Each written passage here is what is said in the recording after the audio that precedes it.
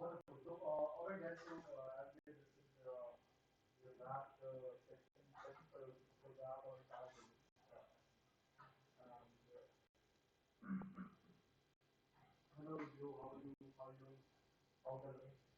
So, all right. So, we're gonna be having two sessions this weekend. One is right now, the half hour, and there's another half hour that we have tomorrow at CAT.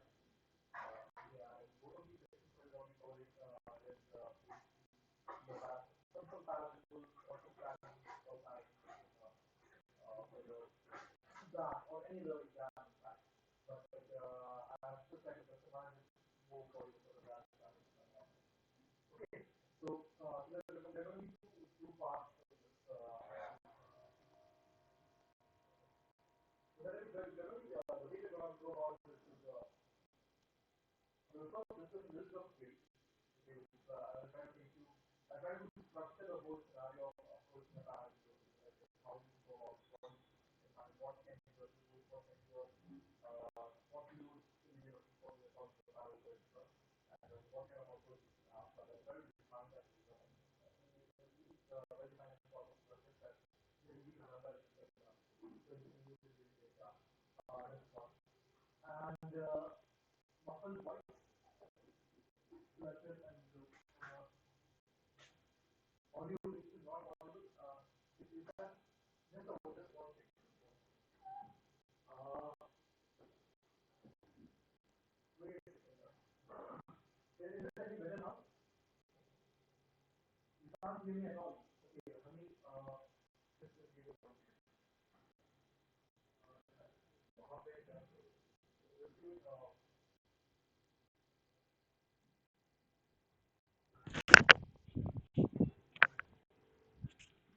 Uh, okay, am I audible now? Am I audible now? Is this any better? Can you guys just confirm in the comment section? I think, or I not audible now. Yes, better. Okay. Thank you. All right. So as I was saying, loud and clear. Perfect. Perfect. Thank you, Suraj. Thank you. Thanks a ton. All right. So see, you must be wondering like why I keep looking to my left, and that's basically because I'm looking at your comment section in my phone because it's, that's how it works here. Uh, anyhow, let's come back. Let's focus. So the session is about, guys. As I said, it's about para-jumbles, and in the last couple of weeks, what I've tried to establish over these few weeks, these few sessions we have been having, even the special classes that some of you must have attended my special classes on Unacademy and maybe even the plus courses. You know that I've been trying to set up a step-by-step strategy of attempting or cracking the XAT verbal ability section for anyone who's following my courses, and out of which we've already talked about this first part, vocabulary and grammar, 4 to 5 questions, 5 marks in 15 minutes, then 6 marks in 23 minutes for from reading comprehension. And this is the third leg of the strategy where we're trying to aim for like getting at least attempt, going through both the generally your XAT verbal ability section has two para-jumbles, more often than not, exactly two. And we're trying to come up with a way, what we're trying to do here is basically have a 5 minute window during your whole verbal ability attempt session when you attempt the verbal ability part of XAT. Just give it a 5 minute window and try to do at least go through both the para-jumbles and solve them, right? We try to get 2 marks in 5 minutes, right? So it's not necessary that you solve all the para-jumbles, but that's at least go through them, right? And at least check whether you can solve them or not. And if you can, you should. All right. So so that's from a more macro level. Okay. Now let's get into para-jumbles now. And so far as now within para-jumbles, what is concerned is how we are going to go about this is. I'm going to take you through a little bit of theory. मैं थोड़ा सा आपको theory यहाँ पे बताऊंगा. In today's session, it's going to be a little bit of theory, and in tomorrow's session, we're going to do more questions tomorrow. So that's how we're going to go about this, right? So first thing is, okay, so there are certain terminologies and certain aspects I want you to know about a para-jumble. which will help you to solve any para-jumble irrespective of what exam you come across it in. Okay, so here's the first part. Here's the first part of the theory. सबसे पहली चीज जो मैं आपको बता रहा हूँ, the first thing I want you to understand is I that you can divide any para-jumble that has been arranged in the right order into three parts, into mainly three parts. Okay, what are the three parts? The first part is obviously the very first sentence that starts the para-jumble. I call it the opener. The second part is the sentence that ends the para-jumble. I call it the closer. And the third part, the third category is the category of intermediate pairs, right? Which are all these sentences in the middle of the opener and the closer, right? I call them the pairs because let's suppose, for example, B is an intermediate pair, so because it can pair up, it kind of pairs up with A because it follows A, and it kind of pairs up with C as well because C is followed by B. Sorry, because it is followed by C, right? And same with C, right? So all of these intermediate pairs have two open ends, right? B has an open end before it and one open end after it. C also one open end before it and one after it. D also one before it, one after it. E has only one open end which is before it, and A has only one open end which is after it. So that's how these are different. So, but why this classification? Why do we need to have this classification? You know, like it's not okay. So it's not a taxonomic class, right? So the reason why we by having this classification in Para-Jumbles helps is the following that you can see here. Uh, I'm sorry because of my image, this closer part it might not be visible, but what I've written there is simply the closer. That's it. The second category, Okay, so don't worry. So the opener, the first sentence of the paragraph, it kind of gives you, all these three categories of your para-jumble have their own characteristics. And if you're able to identify these characteristics, and if you're able to work with these characteristics properly, it will help you to find which sentence is the opening sentence of the para-jumble, which one is the closing sentence, and which of these sentences are intermediate pairs, and how should they be paired up together. Okay, and that's the reason why I've classified these into three categories. So the first, let's talk about the opener. The opener is basically the sentence that will usually introduce a topic. Okay, it will introduce a topic, an entity, ideas, organizations, people. I don't know, like a lot of stuff. Like depending on what the para-jumble is about, it basically introduces your subjects. Okay, that's that generally. Again, guys, please note that the key word here is generally and usually. I'm not giving you a thumb rule that you'll always do so. Sometimes there are para-jumbles which are tricky, which are pretty tricky, and which might have something in the very first sentence, the opener sentence, which might not be so much of an introduction. It might just be like the para-jumble might have been taken from the very middle of some article, so you just miss the introduction. Even the opening sentence will not have any introductions, right? So, but that is rare. That's a rare case. Only for very tricky para-jumbles that happens. So usually your opener will introduce the sentences, and because it opens sentences, it will generally not have any, what do you say, you call them, it will generally not contain any pronouns. Okay, it will generally not contain any pronouns. Just one second, I'm going to take a highlighter here. It will generally not contain any pronouns, any acronyms, or any definite articles. Why? The reason is because pronouns, acronyms, and definite articles are generally used to refer to something that has been already introduced before. And if your sentence is an opener, there is no way whatever is being talked about in the opener has been introduced before, right? And if nothing has been introduced before, that means there cannot be any use for a pronoun or an acronym or an definite article, right? So that's the logic behind this. Again, this is not a thumb rule. This is just an indicator. Okay, usually this happens. The closer. Let's talk about the closer. The closer is usually basically something that provides closure to the paragraph. It kind of gives you, it gives a proper ending to the paragraph. Usually, again, keyword is usually. It kind of concludes the paragraph, right? It concludes the paragraph. So it often has a conclusive tone, and there might be use of words such as hence, thus, therefore, eventually, finally, etc., etc. But again, this is not don't take it as a very strong generalization. Okay, it is just an indicator. Not always will the closer contain words like these, and not always will any sentence that contains word like these will be the closer. Okay, but usually they will be. Finally, the more important part is are the intermediate pairs, the sentences that come in between the opener and the closer, right?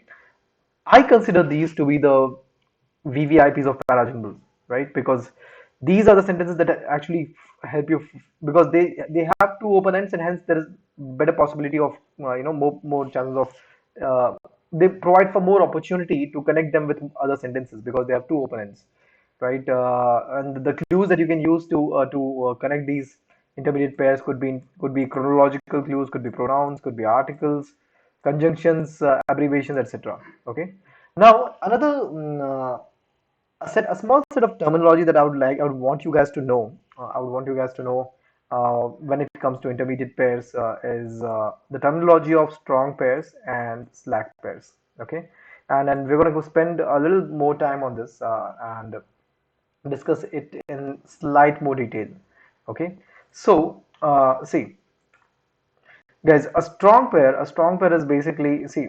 Let's suppose you have a series of sentences that have been given to you as let's say, let me use this pen here.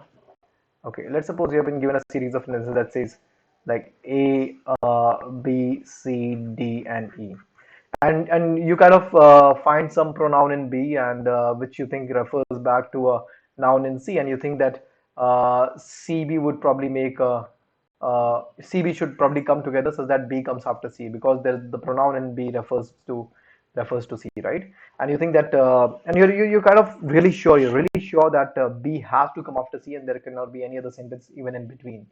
Even in between them, there cannot be any other sentence, right?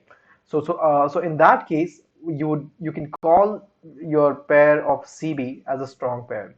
CB can be referred to as a strong pair because under the assumption that you're absolutely certain, without any doubt or any chance of any dispute, that B has to come after C.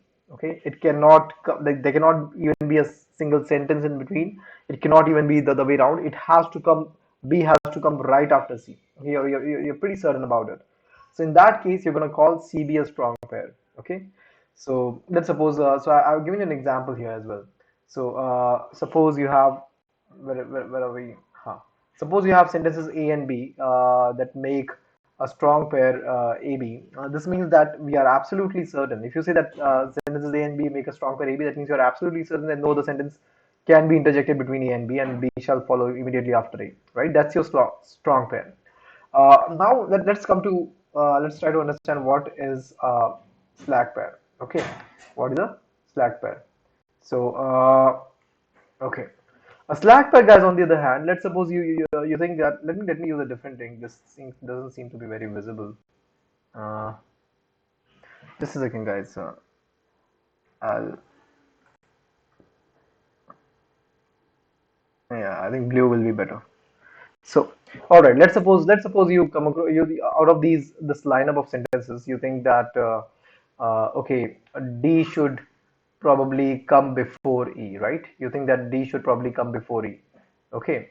So you're not certain if D should come right after E, like E should come right after D, like they should be together immediate after either whether E should come immediately after D. You're not certain about that, but you're definitely certain about that it has to come after E. That maybe there's some chronological clue or something. So you're sure about that E has to come after D, but you're not sure if they will stick together. There might be a sentence in between them. There might not be a sentence in between them, right? So in that case, what we call that is basically a slack pair. This we shall term as your slack pair. Okay, and this we shall just a second. Uh, okay, there's some issue. Wait a second, guys. Okay, this we shall term as your. Mhm. I'm facing some. Just a minute. Huh. So this we shall term as your strong pair, and this we shall term as your slack pair. So guys, just confirm if you're clear with the strong pair and slack pair idea. Are you clear with the strong pair and the slack pair idea? Is everyone clear with that? Suraj, Ju, Honey, I think you two are. You two must be right. So okay, so you know what a strong pair and slack pair is, right? Because this is pretty important. Now, having discussed what a strong and slack pair is, uh, we also need some clues to find strong and slack pairs, right? What are going to be those clues? What are going to be those clues which can help you to find to find pairs between sentences, right? To connect sentences together, to stitch them together. Okay, what can be those clues? And so what I've done is I've made a very neat list of these clues for you, and I've also abbreviated them for you, and I call it the L-PAACT toolkit. Okay, I call it the L-PAACT toolkit. It's just a fancy name for something very basic and very logical. And where your L stands for logical flow, your and PAACT pact basically stands for P is for pronouns, first A is for articles, second A is for abbreviations or acronyms, your C is for conjunctions or connectives, and T is for timelines. Okay, so that's your L-PAACT toolkit right here. And apart from this, so each of these are, if you come across any of these in your para-jumbles, they can definitely be used, and in fact, they should be used to help you find some connections between sentences and find maybe the strong pairs or slack pairs. Okay, what I'll do later on is it depends on whether how much time we'll have today. If we have enough time today, or if we, in case we do not, we'll take it up tomorrow. I'll try to give you examples of para-jumbles from each of these categories, right? Some para-jumbles where pronouns could be used to solve the para-jumbles, some where the articles have been used to have been helpful in solving the para-jumbles, some related to abbreviations, some related to conjunctions, and some related to timelines. Okay, I hope you're able to understand what exactly happens here, right? If there's a, for example, in case of pronouns, if there are two sentences, sentence one has a noun and sentence two has a pronoun that refers back to it, that means you can understand that there is a connection here, right? Similarly, in case of articles, if it is the same entity has used an indefinite, has been preceded by an has been prefixed by a what do you say an indefinite article first, and in the subsequent sentences it has been prefixed by a definite article the. In that case, you can be pretty sure that the sentences that the later sentences will obviously come later than the sentences that have the definite article will always come after the sentences that have the indefinite article, right? So that's just some example. About same with abbreviations. A sentence that has the full form and the sentence that has the short form will always come in the same order, right? The sentence that has the full form will always come first, and the sentence that has the short form will always come later. Conjunctions generally help you make strong pairs, and right. For example, if you have a sentence that says something after but blah blah blah blah blah, and then you have another sentence that says maybe some XYZ idea, right? Then you can be so if XYZ the XYZ sentence is followed by but blah blah blah blah blah, then XYZ will be kind of contrasting with whatever is said in that blah blah blah blah part, right? So I hope I'm able to make some sort of at least a tiny bit of sense to you guys. So that's the L-PAACT toolkit. We don't for this because we're short of time. I won't be able to get into too much of details of these, but this is definitely a very helpful mnemonic device that you can use to be mindful of all the clues that you need to be mindful of while solving a para-jumble. Okay. Now, finally, before we get towards the end of the session, and we will try to solve a para-jumble here before we close the session, I want to share with you guys the protocol which I think is pretty helpful, and I've shared this with many learners. In fact, I use it quite often. For para-jumbles, it's quite helpful for para-jumbles. So the protocol, if you follow this, if you're able to follow this, it will definitely help you improve your accuracy when it comes to para-jumbles, at least to some extent. It will bring a structure to your approach to para-jumbles. Okay, so, and which is very important. Okay, which by itself can improve your accuracy by many folds. Okay, so what the protocol is, let me just explain to you what this is. Okay. Uh, okay, so the protocol is basically you start with you always start, like, let's suppose you have a paragraph that has been given, a paragraph that has been given to you. Let's say you have a paragraph with this like you have a para-jumble with sentences A, sentence B, sentence C, D, E, right? Let's say this is A, B, C, D, and E. Okay, and then you have, let's say, Okay, suppose you have been given this lineup of sentences and you want to solve the para-jumble, right? So what I suggest you guys to do is the first step I want you to go for is obtain a sense of the paragraph, like go through all the sentences one by one, A, B, C, D, E, go through all of them one by one while noting all the L-PAACT clues that you can note while going through these sentences, right? Try to note all the L-PAACT clues that you can note. Like if you come across a pronoun, it should ring a bell. Okay, you should mark that in your head. Okay, there is a pronoun there. If you come across a conjunction, it should again ring a bell. Something like but, therefore, between, etc. Anything that can help you connect sentences. It should definitely take catch your attention. So the first part of solving a para-jumble is mainly about getting a sense of the paragraph and noting all the main clues that are present there in the para-jumble, and not just like it shouldn't be like that you just found one clue and you start looking for the connection for it, right? It's better to, because in that process what happens is often people get just stuck with that one clue, keep trying to find the right match for that, and they often miss out on the other clues that they could have found if they had looked for them. So the first step is, first read all the sentences, get a gist, and try to look for as many clues as you can. Then you come to the second step, which has two parts. The first part of the second step is using the clues that you have identified. Okay, you must have identified some clues. I'm just going to mark that here. Okay, let me just mark that here. Let's say you have identified some clues. You identified a pronoun in B. Okay, and wait a second, guys. Wait a second. I want to use a different color for this. Let's say you identified a pronoun in B. You identified maybe say some noun here in A. You identified a conjunction here at the start of D or something, right? So there are, let's say you identified, these are the clues that you identified in various sentences.